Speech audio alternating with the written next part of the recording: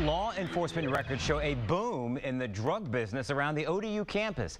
Police tell News Channel 3 that is what's behind a spike in crime and the murder of a university student. Investigator Mike Mather takes you inside the ODU drug trade with an insider who knows firsthand what's going on.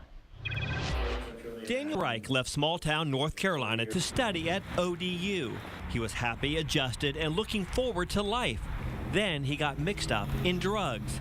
You can plainly see where that left him in the Norfolk jail. He tears up when he thinks about what he put his family through. Probably about as big a disappointment as anyone's parents could bear to hear, you know. How hard was this for them to accept? Couldn't think of anything harder for them to accept. You know?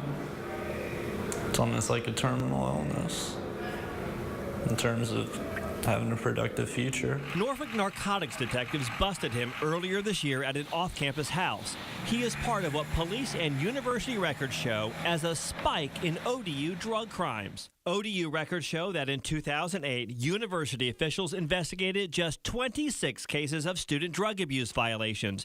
By 2010, that number had climbed to 115, a jump of more than 300%.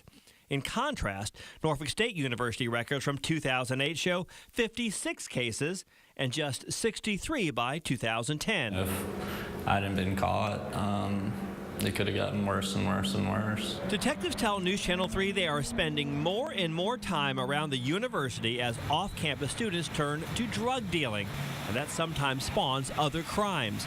The students are using college money for drugs and using drugs for more college money. Did you know people who had loans and grants that were using it for drugs? Of course. Detectives say packages of pot are often mailed to off-campus housing, and that's what Daniel was doing by his third year in school.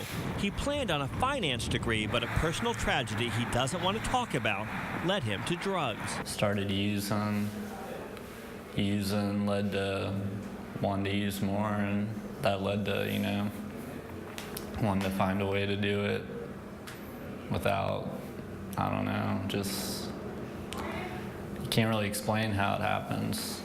Just kind of fall deeper and deeper into the hole. He agreed to tell us all of this because he wants others to see the dead end it leads to. And he knows there are others because when packages of pot arrived, Daniel says there were so many people who wanted the cut, he couldn't count them all. More than people probably know. This month, he was sentenced to 3 years in prison and a lifetime of limited choices. But believe it or not, he says getting caught was good for him because he never would have stopped. I had goals. I'm like, yeah, I was worried, but I don't know, just you kind of aren't thinking. You just wasn't thinking. I mean, was that the bottom line, that you were kind of almost like on autopilot, just going through this and not really thinking about it? It's a good way to put it, yeah. Christopher Cummings lost more. For the first time, Norfolk police detectives and supervisors confirm there is little doubt the home invasion and shooting here were drug-related. Police sources said as soon as they went into this house, it was clear drugs were the draw. Detectives retreated and got search warrants, and they have kept what they found a secret. But what happened after the killing really surprised detectives. They say they started tracking down students who knew Christopher Cummings, but parents repeatedly blocked those conversations. Even routine questions were deflected to family lawyers. Apparently, the parents worried that any admission of drug knowledge could cause trouble for their students here at ODU. And police say that is the single biggest reason this case has stayed unsolved. Detectives say they're certain a few ODU students know who pulled the trigger. They say the same students who showed up at memorials and vigils, so-called friends of Chris Cummings, have the information police need but are refusing to give it.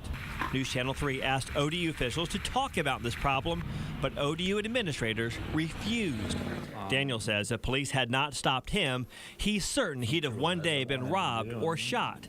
He has a record, but unlike Chris Cummings, he still has a life. Obviously, when everything's said and done with, I want a fresh start, but you know, how much of a fresh start can a convicted felon get? Now, to break through those blocks put up by some ODU parents, the family of Christopher Cummings is offering a $10,000 reward for information that leads to an arrest. Live in the control room, Mike Mather, News Channel 3. In Virginia.